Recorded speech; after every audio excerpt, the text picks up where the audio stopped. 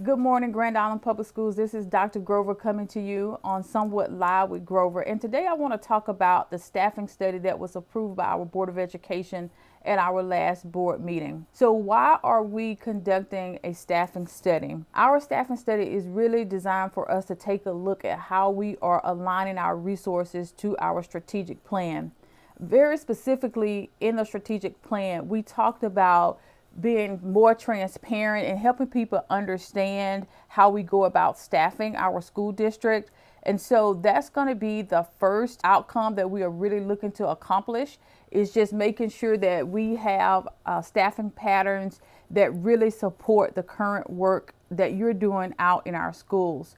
We're going to take a couple deep dives throughout this staffing study process. One supports, well, actually two of them, they really support our district priorities that we focused in on this year. And equity is at the top of that list. And when we think about equity from a staffing standpoint, is how do we make sure that we have the appropriate staff that meets the needs of each individual building, and ultimately helping us to reach our mission of every student, every day, a success. And we've all known that social emotional learning is also one of our priorities for this year as well. And the more we learn about our social emotional needs of our students, the more we want to learn about the staffing that's needed to be able to support our students. And so we are doing extra, how would we put it, I guess, just more of a focused effort around social emotional learning. So the big three pieces of the staffing study include, number one, just being transparent, just making sure that we have clearly articulated guidelines that help you understand how we staff our district, looking at equity across all of our campuses to support all of our students, as well as taking a closer look at social emotional supports. Throughout this process, we're going to be working with District Management Group, and they are a consultant firm that we've used for other projects. They know our district very well. So we look forward to having them come in. They have a lot of experience. They work with a number of different districts, and they're going to support us throughout this process. Our district lead will be Mr. Wayne Stelk.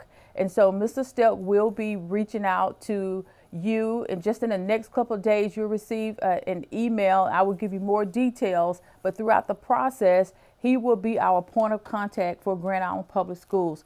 So what does this mean? Why am I telling you that Mr. Stelk is going to be the lead on this project? Because he's going to probably ask you to, some of you, to be a part of it. And when we communicate throughout the process, he'll be the one most likely bringing you those details if they're not coming from me.